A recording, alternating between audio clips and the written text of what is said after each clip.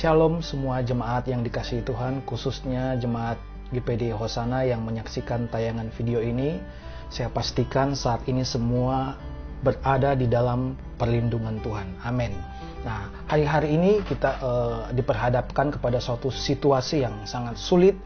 Saat-saat ini seluruh dunia menghadapi suatu pandemik, yaitu virus COVID-19 yang sekarang mewabah di mana-mana, dan efeknya sekarang virus ini udah sampai ke negara kita, dan kita lihat ada banyak kesulitan-kesulitan yang terjadi. Kita melihat bahkan ada perusahaan-perusahaan yang bangkrut, ada usaha-usaha yang bangkrut, ada pegawai-pegawai yang di PHK, dan kesulitan terjadi di sana-sini. Nah, secara manusia kita sebagai anak-anak Tuhan pasti melihat situasi saat sekarang ini, pasti kita mengalami kekhawatiran atau mengalami ketakutan. Nah, malam hari ini saya membagikan bahwa bagaimana kita sebagai anak-anak Tuhan, kita tetap kuat menghadapi badai kehidupan yang saat ini kita hadapi, yang ada di dalam setiap kehidupan kita. Nah, ada 3 hal yang akan kita lakukan, kita pelajari bagaimana kita tetap kuat sehingga kita menjadi umat-umat yang pemenang menghadapi badai kehidupan yang datang di dalam setiap kehidupan kita. Saudara yang dikasihi Tuhan, tidak semua orang itu menginginkan badai itu ada di dalam setiap kehidupan mereka. Karena badai itu sering dipersepsikan kepada hal yang jahat atau hal yang negatif, hal yang merugikan, hal yang tidak menguntungkan. Nah, tapi saya mau katakan saat ini bahwa mau tidak mau, suka tidak suka, cepat atau lambat, kita pasti akan menghadapi badai kehidupan yang akan datang di dalam setiap kehidupan kita. Bahkan sekarang kita sudah hadapi, atau bahkan sekarang kita sudah alami. Nah, saya mau katakan bahwa di tengah badai yang datang di dalam setiap kehidupan kita sebagai manusia, secara alami atau secara natural, kita sebagai manusia pasti memberikan respon.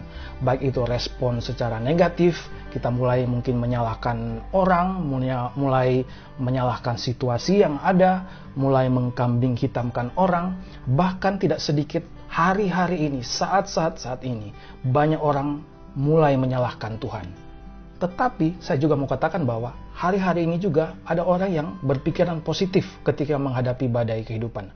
Mereka optimis, mereka percaya bahwa badai ini pasti berlalu, masalah ini pasti akan selesai. Karena makanan pun ada masa kadaluarsanya. Begitu juga dengan masalah, pasti ada kadaluarsanya. Begitu pula dengan badai yang ada saat sekarang ini, pasti ada kadaluarsanya. Kita harus berpikiran positif. Nah, malam hari ini saya ingin membacakan suatu kisah di dalam Alkitab yang dialami oleh murid-murid Tuhan Yesus di dalam Markus 4 ayat 36 sampai 40. Saya akan bacakan. Mereka meninggalkan orang banyak itu lalu bertolak dan membawa Yesus beserta dengan mereka dalam perahu, di mana Yesus telah duduk dan perahu-perahu lain juga menyertai dia. Lalu mengamuklah taufan yang sangat dahsyat, dan ombak menyembur masuk ke dalam perahu, sehingga perahu itu mulai penuh dengan air. Pada waktu itu, Yesus sedang tidur di buritan di sebuah tilam. Maka murid-muridnya membangunkan dia dan berkata kepadanya, "Guru, engkau tidak peduli kalau kita binasa." Ia pun bangun menghardik angin itu dan berkata kepada danau itu, "Diam, tenanglah." Lalu angin itu reda dan danau itu menjadi teduh sekali. Lalu ia berkata kepada mereka, "Mengapa kamu begitu takut? Mengapa kamu tidak percaya?" Saudara, kejadian yang dialami oleh murid-murid Tuhan Yesus, badai yang dialami oleh murid-murid Tuhan Yesus itu merupakan gambaran badai yang kita hadapi saat sekarang ini. Merupakan gambaran masalah yang kita hadapi saat-saat sekarang ini. Saudara, dalam menyeberangi lautan kehidupan, tidak selamanya kita menghadapi cuaca yang cerah atau cuaca yang teduh. Nah, seringkali kita menghadapi badai yang datang di dalam kita mengarungi lautan kehidupan ini. Nah, murid-murid Tuhan Yesus pada saat itu mereka mengalami ketakutan.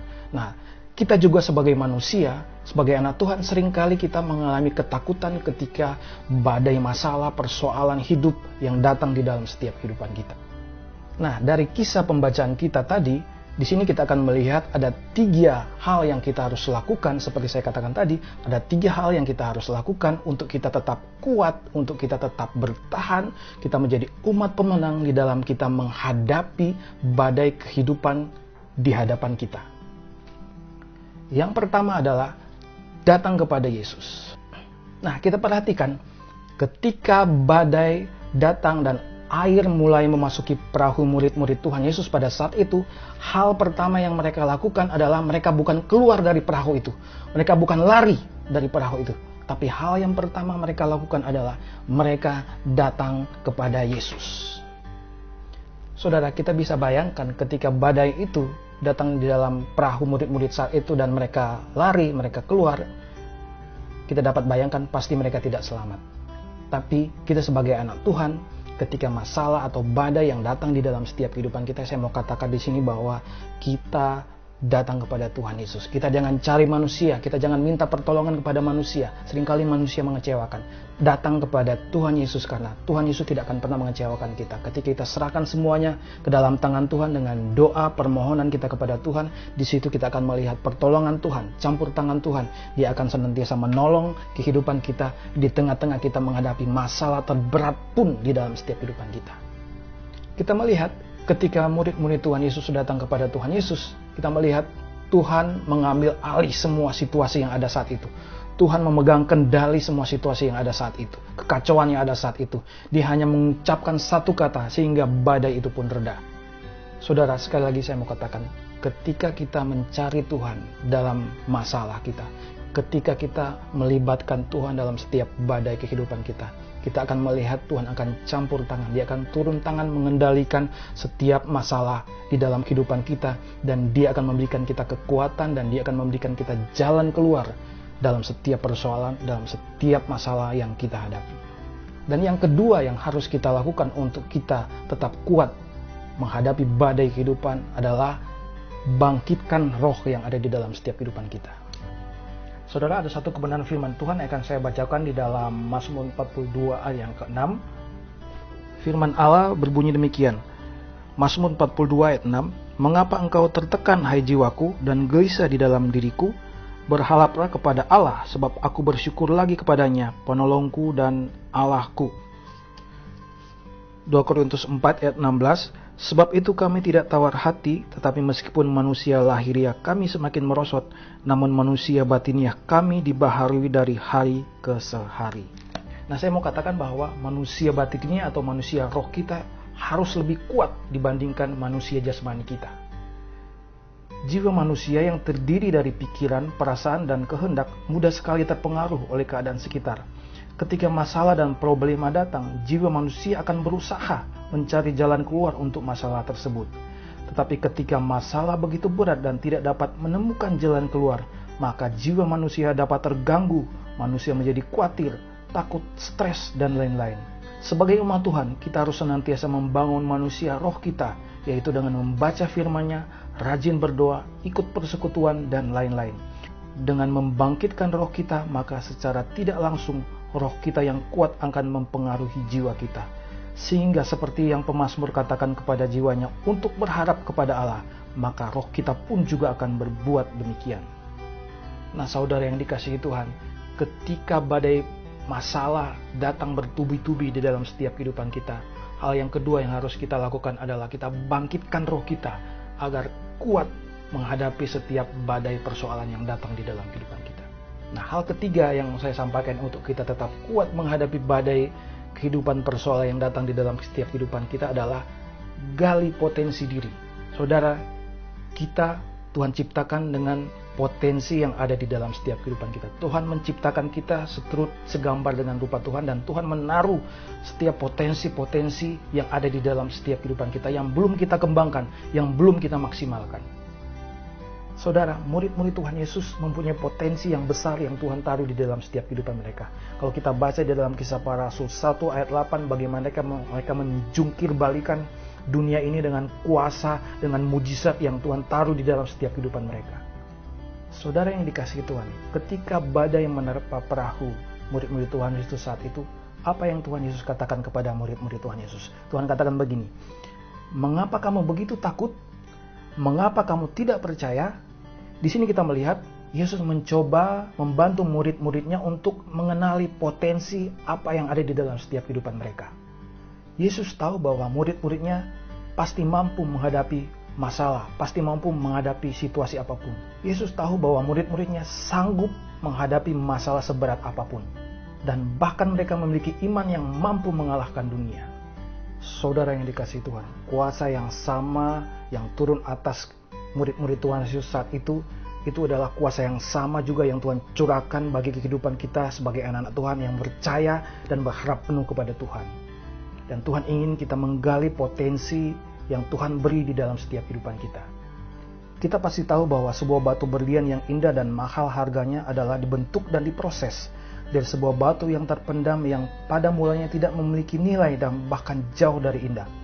Demikian juga kita semua, kita seperti berlian yang digali dan diproses untuk menjadi individu-individu yang memiliki potensi yang luar biasa. Saudara yang dikasihi Tuhan, saya mau katakan bahwa masalah atau badai yang datang di dalam setiap kehidupan kita, biarlah itu menjadi pemicu untuk mengembangkan setiap kapasitas yang Tuhan berikan di dalam setiap kehidupan kita, untuk mengembangkan potensi yang Tuhan berikan dalam setiap kehidupan kita. Saya tidak tahu apa yang menjadi masalah, saya tidak tahu apa yang menjadi beban, saya tidak tahu apa yang menjadi badai kehidupan saudara hari ini, saat ini yang saudara sedang hadapi. Tapi saya mau katakan di sini bahwa biarlah itu semua memicu kita untuk mengembangkan setiap potensi karunia yang Tuhan berikan di dalam setiap kehidupan kita. Dia ingin agar kita menjadi individu yang lebih tangguh untuk melakukan pekerjaan-pekerjaan yang besar yang dia akan kerjakan di dalam setiap kehidupan kita. Nah, ada satu ayat, saya akan bacakan ayat terakhir buat saudara di dalam 1 Korintus 10 ayat 13 berkata demikian. Pencobaan-pencobaan yang kamu alami ialah pencobaan-pencobaan biasa yang tidak melebihi kekuatan manusia. Sebab Allah setia dan karena Ia tidak akan membiarkan kamu dicobai melampaui kekuatanmu. Pada waktu kamu dicobai, Ia akan memberikan kepadamu jalan keluar sehingga kamu dapat menanggungnya.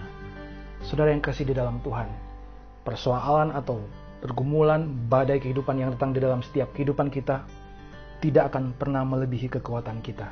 Tuhan akan memberikan kita jalan keluar. Tuhan akan memberikan kita kekuatan untuk kita bisa melewati semuanya itu sehingga kita menjadi umat yang pemenang dalam setiap pergumulan kehidupan kita.